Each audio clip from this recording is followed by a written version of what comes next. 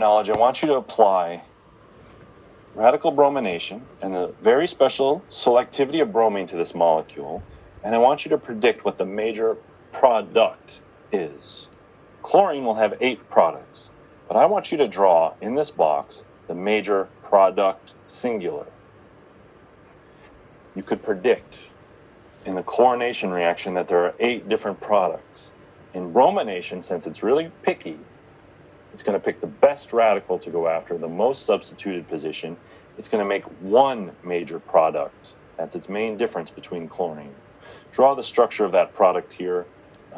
Maybe even name it. If you wanted to name what the major product is, or try to name it in the comments, you could. If you don't want to or don't feel comfortable, I get it. You can always send it to me privately. I won't embarrass anyone, I promise. The only person I embarrass in these lectures is myself, which I have no problems with. If anyone wants to draw that product and take a stab at naming it, there's only one major product that I would expect everyone in this room to predict.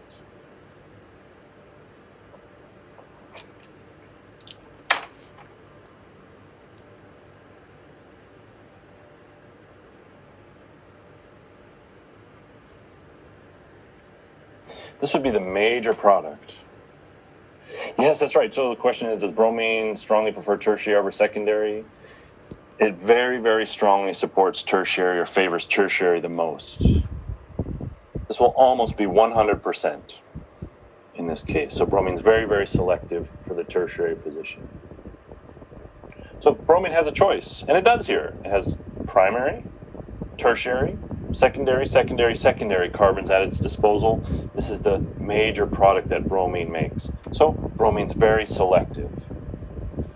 And we could even say selective for tertiary positions if we have the choice to give one or find one. Okay, so this is the key difference between these two that I want you to really put to heart. If I ask you some types of questions on the exam, draw out all the unique products you could get for some, molecule of similar complexity. You should be able to rationalize it through. If I give a molecule like this and I say what's the major product or products with bromine, you should hone in right away that if there's a tertiary position, that's the only one we get. Okay, this is something you can practice, trust me. What we're going to do now is we're going to spend some time doing a few energetic calculations that really get to the heart of why chlorine is so non-selective and why bromine is so selective. And this is a more difficult and more challenging conversation and series of topics. So we'll set up and do half of it, then we'll take a break and we'll do the other half of it. But this is something that you do need to work through some fair level of understanding over the weekend to wrap up your study of these reactions. For this particular reaction, you can see now today that I'm not drawing mechanisms out. I'm not drawing chlorine doing its initiation step. I'm not showing the propagation step that makes a radical here. I'm not showing the second propagation step where the radical picks off a chlorine to make this product, but those are things that you have to be competent and capable of doing. And I provided you suggestions in our notes yesterday, these on your own activities. Even today, I made some suggestions that when you go back and restudy this material on your own after our lecture is done, you practice the propagation steps for butane, right? I left one in here, left one empty for you. These are cues, not subtle at all, that these are things that you need to be capable and confident in doing. We're going to go back to a very, very easy reaction, which is really good for us. We're going to look at the energetics of radical chlorination. And we're going to go back, we're going to go to the 2 propagation steps for methane.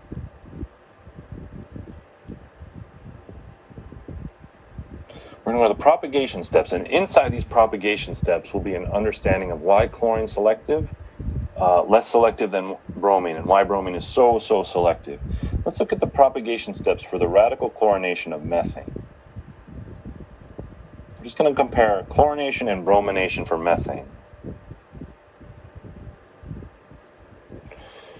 We could draw arrows for this. I'm not going to draw the arrows in, but in your notes, you can draw the arrows in for sure, right? This chlorine wants an electron. Here's an alkane. We could give it one electron gets left behind. We end up making HCl plus our methyl radical.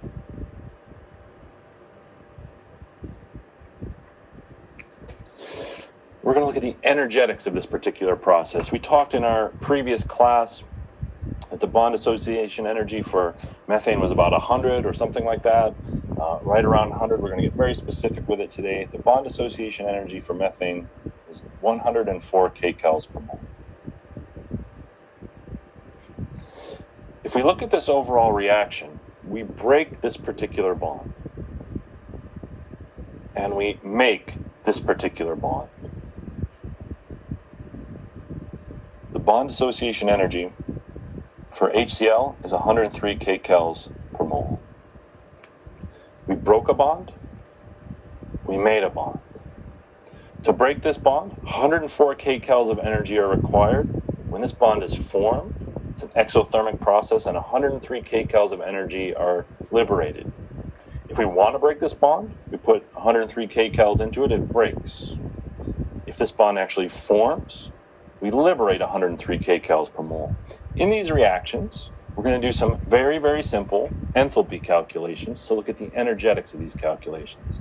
And in this first reaction, we're simply going to take bonds broken minus bonds formed, and this is going to equal, in this case, my kind of math, plus 1 kcal per mole. This is so-called enthalpy of reaction.